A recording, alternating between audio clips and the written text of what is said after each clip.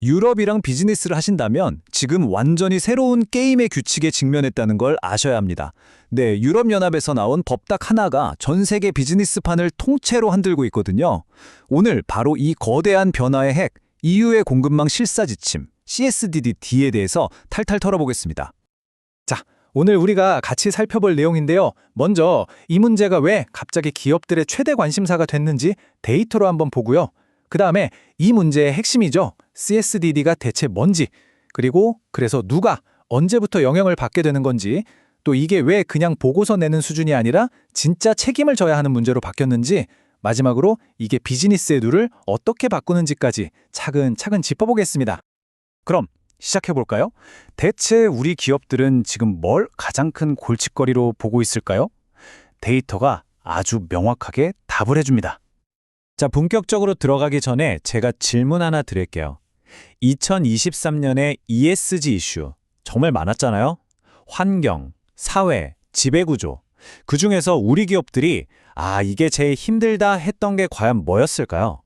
정답은 네, 대한상공회의소 조사 결과를 보면 바로 나옵니다.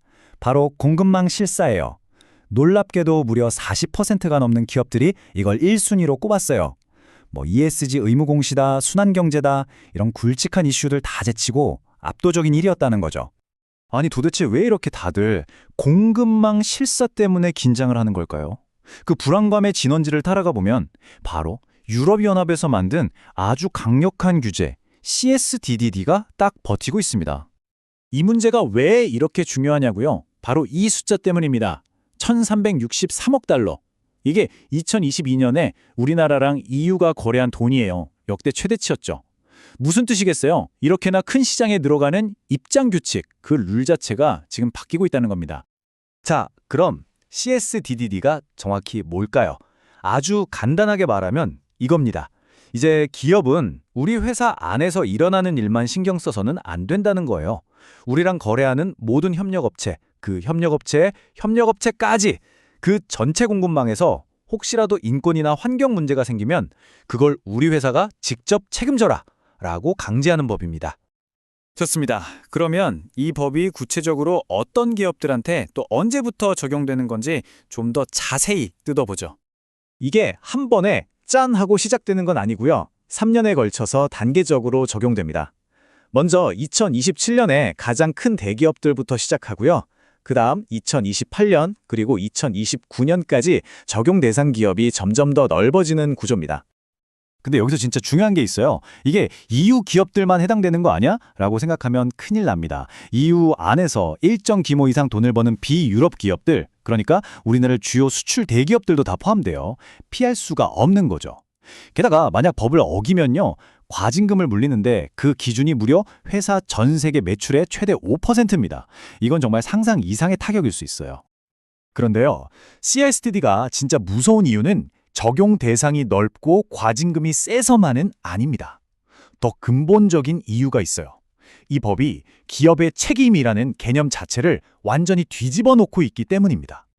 이게 바로 그 패러다임의 전환인데요. 정말 중요합니다. 옛날에는요, ESG는 그냥 우리 이런 착한 일 했어요 하고 보고서 예쁘게 써서 공개하면 끝이었어요. 그런데 이제는 그게 아니에요. 공급망에서 문제가 터졌을 때 그래서 당신네 회사 뭘 했는데 법적으로 책임질 수 있어? 이렇게 따져 묻는 시대로 바뀐 겁니다. 완전히 다른 게임이죠. 바로 이 문장이 이 변화의 핵심을 정확히 꿰뚫고 있습니다. ESG는 더 이상 보고의 문제가 아니라 의사결정, 계약, 그리고 책임의 문제다. 그러니까 이제 ESG는 그냥 서류 작업이 아니라는 거예요. 회사의 모든 결정, 모든 계약서에 스며들어서 실제 법적인 결과로 돌아오는 아주 구체적인 행동의 영역이 됐다는 뜻입니다. EU가 만든 이 거대한 ESG 규제 퍼즐을 보면 CSDD의 역할이 더 명확해져요. 보세요.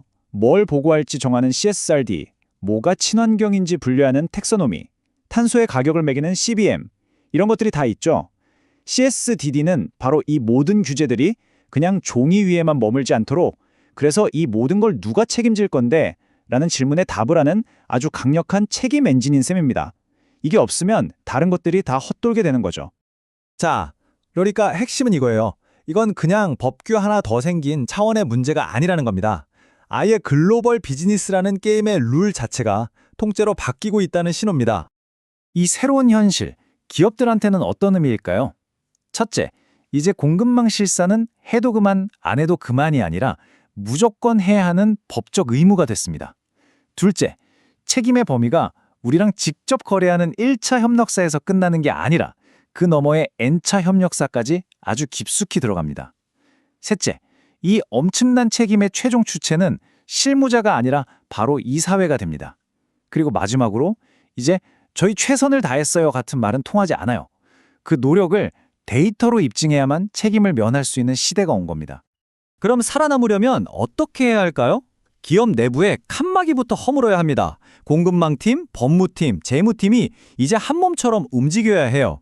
협력사 계약서부터 평가 기준, 구매 정책까지 싹 다 뜯어 고쳐야 합니다. 그리고 협력사를 단순히 을로 보는 게 아니라 이 책임을 함께 짊어지고 갈 공동 운명체로 보고 관리 모델 자체를 새로 짜야 합니다. 이제 CSDDD 대응 능력 자체가 곧 수출 경쟁력이 되는 거죠. 다시 한번 강조하지만 이건 몇 달짜리 TF팀 만들어서 해결할 수 있는 그런 프로젝트가 절대 아닙니다. 이건 우리 회사 비즈니스의 뼈대, 즉 지배구조와 공급망 관리 시스템 자체를 근본적으로 뜯어 고치는 영구적인 재설계에 가깝습니다. 사실 이 복잡한 법조항들을 다 파고들면 결국 마지막에 남는 건 딱 하나의 아주 본질적인 질문입니다. 모든 기업의 리더가 스스로에게 물어야 할 질문이죠. 당신은 당신의 공급망을 제대로 알고 있었습니까? 그리고 그걸 통제하기 위해 정말로 노력했습니까?